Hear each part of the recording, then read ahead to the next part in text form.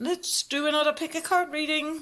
And this one is on love. I'm sorry about that glare, but if I turn the lights away, you can't see the crystals anymore. And I try to reposition it, doesn't work. So yeah, it's got to be like this for now. So you can see the crystals a bit better. I'll show you the first one in a bit. This is, I'll try to keep the camera still. I have difficulty with that. This is Ruby for the numbers 1. So this is love. Hang about, let me explain properly. Love for the remainder of 2019. So for the last couple of months that we have in 2019. Right? That's what the reading is going to be about. And we have 3 sets. The first one, the first option is Ruby. And this one, the second in the middle, is Red Calcite. And the last one, number 3 over there, the heart, is Orange Carnelian. So if you make your choice, then we're going to start. Numbers 1, let's look at your cards. There is 3 more. We're going to start with these 2. The first one is what can you expect for the rest, for these remaining few months in 2019. And then we have give your relationship a chance, work on your partnership. Now that could be a message, of course, if you are in a relationship, if you are seeing someone. If you're single, not seeing anyone, then it can mean that you should open up more to the idea and the prospect of having a relationship. Maybe you're too closed off concerning that, thinking, no, I don't want to get hurt, don't want to take the risk again, and I'm not ready yet, and you know, all kinds of things. And then the message is like, give it a chance. Yeah, just open up again, dare to open up again, start dating again, or at the very least open up yourself to the idea of being in a relationship again. So in that sense, give it a chance. Okay, so that's what you can expect for the remainder of this year. It could be that you're going to meet someone, but it's not a given, right? Possibly you still have to work through issues yourself first. If you are in a relationship and maybe at the brink of giving up on it, then this is a message that says there is still hope. There is still something there. So give it a chance, right? And then we're going to look at what you still have to do or learn or let go of. So basically the obstacle to finding love or having a healthy relationship. And then we have the Morrigan, goddess the Morrigan. And the caption is sovereignty. Now this is about, I'm sorry, the Morrigan is usually depicted and revered or whatever as a goddess of war. She was far more than that. She has several aspects to her being, and they're not all that about fighting and being a warrior and being a goddess of death and etc. etc. That basically came forth because she was the one allegedly who after death on the battlefield came to collect the dead, something like that. That's the abridged version. And anyhow, this basically says that what you still have to learn, have to let go, the obstacle, the thing that's still blocking you, is that you are too much on the defensive. You are too easily triggered to be defensive, to fight something off. Right? When someone approaches you, that you get to like, stay away from me, stay away from me. Even if you do not think it or say it or whatever, you know, it's in your energy. These things work energetically.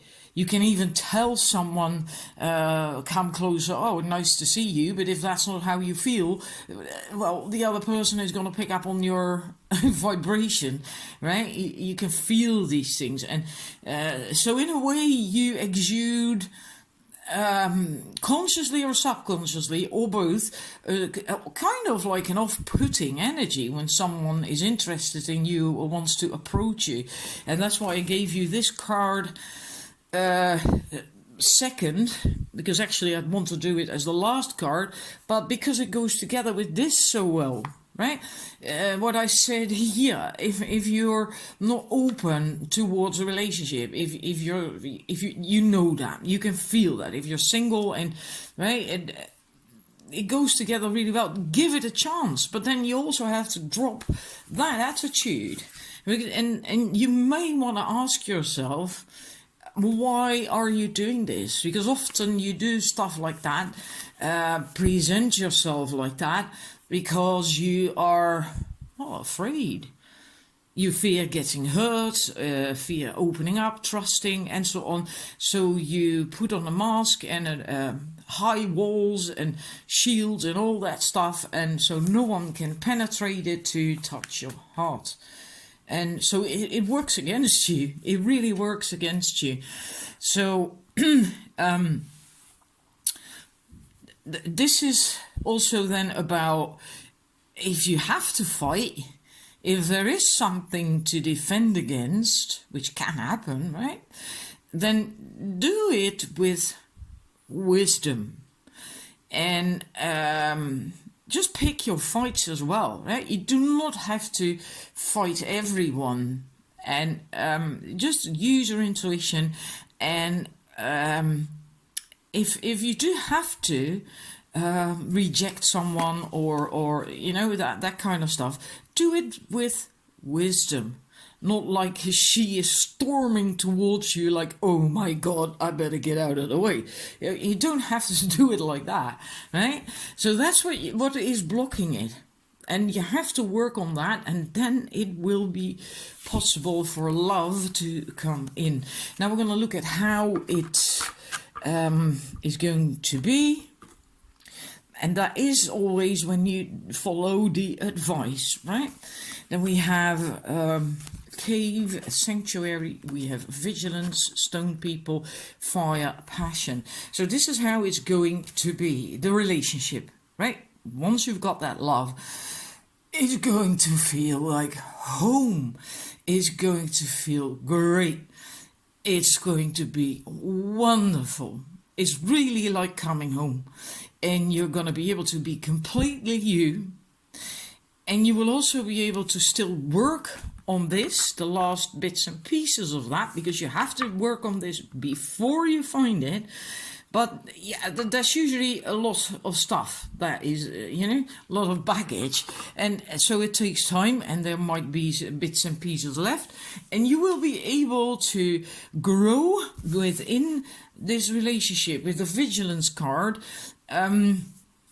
It's vigilance in the good way, so to speak, is using your awareness to detect what's going on. And you use your intuition for that, and feel in your body. That's the best gauge we have for our intuition as well, right? Feel in your body how it feels, how something feels, what's going on there. Does it feel good? Does it not feel good? And you're going to be able to do that, learn to do that in this relationship. And meaning it's going to be an awful lot of healing and a lot of personal growth for you. It also, basically what it comes down to is that you are going to learn, or you have the opportunity to learn, to not have knee-jerk reactions anymore from the ego, but have healthy responses. And at first you may want to count to 10 before you react, to just really go inwards a little bit, to feel what's going on. Like, is this really wrong? Is this really not for my highest good?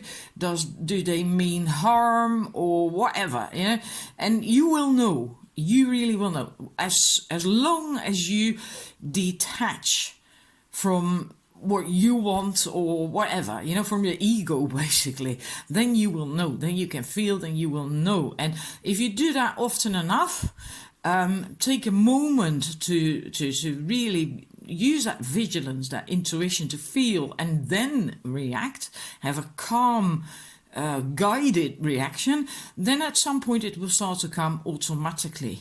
Then the knee-jerk reactions will just basically fade away into the background. So it's wonderful, right? And that's why you also feel yourself. You can be yourself. That's why you can do this as well. If you can't be yourself in a relationship, you can't do this either. It's basically impossible. So it's going to be a very good, healthy relationship that allows growth, individual, personal growth. Wonderful. And then we have passion. Of course, that also means that the connection is going to be very passionate. Well, that's good news, isn't it? But it's also your own individual passions, meaning your own individual dreams and goals and desires and inspirations. They will flare up and you will manifest them, and you can live them out and enjoy them and have fun with them. And it really wonderful, because that's also passion. We always think of just sex, but it's more than just sex. Passion is also passion comes from the inside. It's not an external thing, right? It's really from the inside, and then it comes out. And with sexuality as well, but also with other things. And you mustn't forget that the passion and sexuality and creation all come from the sacral chakra. It's all from the same energy, the same chakra. It's creative life force. And so it's more than only sexuality. It's also the creative part. So the dreams and those passions that you have. So there's also going to be space for that, for you to develop and explore those in the relationship. But you will also have a very passionate connection with the other person. So wonderful. Really wonderful. It's going to be a great connection. Otherwise, you can't have all this stuff. So I hope you're happy to hear that. And thank you for watching, and wishing you a wonderful weekend. I'm going to the numbers 2. Numbers 2, your first card. This one is about what you can expect the rest of this year. When it comes to love, of course, right? And then you have keep an open mind. Your soulmate may differ from your usual type and expectations. Well, that says enough in itself, doesn't it? So maybe you do have a type. If you don't really have a specific, normally have a type and expectations, you may now be thinking of a specific type. And that can be good, it can also be bad. Right? It can be that you are thinking of a hunk of a guy or a woman, but it can also be that you feel like that you feel a bit unworthy or whatever, and then think I can never get a great looking guy or a great quality guy, and I'm probably going to end up with this loser kind of, and so it can work both ways. But in general, many people tend to have a specific idea in their head of what their partner has to look like, and not necessarily even like a deal breaker, but often we still have these images or ideas of what they should be like or look like. And for you it's especially important that you broaden your mind a little bit, because it clearly says your soulmate may differ, can be a completely different type. But if it's your soulmate, you're going to be bloody happy with that person. So, but if you don't broaden your mind, if you don't have an open mind and keep fixating on this one thingy, this one image or type or whatever, then you are going to miss him or her. So that's your message. And the funny thing is that this, in a way, gels with that perfectly. It's Kali, destruction, and she is the destructor of ego.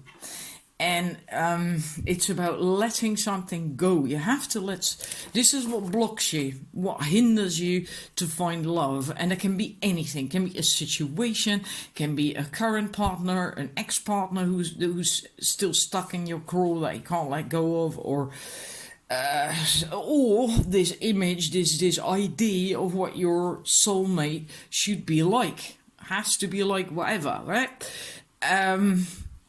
And you have to let go of something. Something has to come to an end, meaning something has to change. And then the new can come in. And since she is the destructor of the ego, well, this is usually ego-based. Doesn't have to be. It's not entirely true, but you know, it can be. And you just have to let go of that and look through her eyes. And then you see situations differently. Then it's easier to then have an open mind and see situations and people for who they really are. And then you might actually meet that person and feel like, wow, it's you. Right? And yeah, maybe you're just afraid to let go of something, and I don't know what it is, because it's not a personal reading. So, but usually we know ourselves what we are latching onto or what is sort of hindering us, right? Like I already gave a few examples just now. So whatever it is, you have to let go of it. And also, if there's nothing that you can think of to let go of, this is also about change, the death of something, and then a new beginning. So that's change. So maybe you have a problem with that. Maybe that's what you're resisting. Maybe you fear change. Maybe you don't want to give up your single life, or whatever. Right? That's also possible. Oh, oops. Ow, that actually hurt. That was my elbow. Anyhow, we're going to look at the last 3 cards we have for you. Hang about, I'll get them. Right, number 3, your last cards. These are on what is the relationship going to be like. And this is wonderful. This is a lot of tranquility and landing with each other, within yourself, in a relationship. Is wonderful. It feels really wonderful. And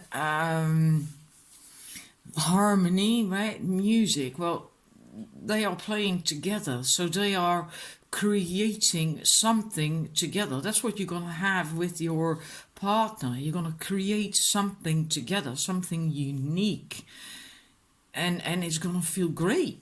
Right, that's why you have that harmony. It's absolutely beautiful. And the perspective thing, that's also so funny, because in a way it comes back to Kali, because I spoke of, in a way, also of a different perspective, right? Seeing through the eyes of Kali, and then things... you see then things for what they truly are, people as well, because it's detached, it's not from the ego. And when you have this broader, wider, more relaxed perspective that is also detached, you also see things differently, you also see things for what they are. And that is so... I don't know, I can't even find a word for it. It's almost ecstatic. While it's still tranquil, right? It's not like very bubbly, livid energy or something. It's still nice and tranquil, peaceful, quiet, wonderful, absolutely wonderful. And that's what it's going to be like, and what you're going to have in this relationship. So a lot of detachment from ego, because that came up here as well. What is blocking it, right? That message that we got there from Kali. And now here it comes up again, but then in a very positive, very almost enlightened way. Absolutely I love it. I really love the energy of this set. The lake stillness. Well, I don't know if you ever experienced that, of course, but with some people, you can't have this stillness and not say anything. It's like you constantly have to fill up the pauses between conversation. Otherwise, you're going to feel awkward. You don't feel comfortable. But with other people, you can just be together and not speak at all. And it feels wonderful. It feels great, right? Because if you always have to think of something, oh my God, there's another pause, what do I have to say? Then you end up waffling and it becomes all meaningless and forced and awkward, and the other person is going to feel that as well, right? And you're not going to have that in this connection. It's wonderful. It's you can have that stillness, and what is more, if you can find that stillness in a connection, and I'm not talking per se when you are together, but also when you are by yourself. If you can experience that stillness, that's the place where you can actually receive guidance from your own inner being, but also from spirit and from the angels and whatever. You can suddenly get an inspiration or an idea, and that can also come to you much easier when you're still, when you have that peace in your life and on the inside, and that's really wonderful. And it doesn't mean to say there's going to be a boring relationship, not at all.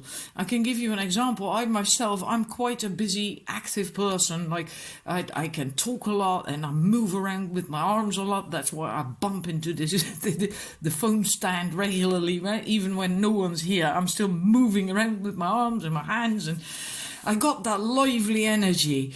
But then it's still great. I had a partner once who was actually also kind of like that, but he had a core energy that was tranquil, like this, still, smooth, tranquil. And I felt that the first time I spoke to him on the phone. I felt the energy, and I felt myself land like you wouldn't believe. It was like, oh, wow, that is, I don't know, and I need that. I can ground myself and all that stuff, but I cannot give myself that quiet, calm, peaceful energy like that, because it's not my core energy. And in this relationship, in this connection, you're going to experience that. So again, it doesn't mean to say it's going to be boring, because I'm not boring, and that relationship I just gave as an example was far from boring. He wasn't boring, not at all, but he still had that core energy. So if you can have that in a relationship, you can be you can come home and just be wonderful. I love it. I hope you do too, and I hope it inspires you, and and that it helps you, right? Like what's blocking you, and I mean, it all comes together with this card, with that one, and it's just like sometimes I'm just shocked myself to find how the cards just it just clicks. So I hope it helps you and makes you feel positive about the future and your love life. Thank you for watching. Have a great weekend. Bye bye.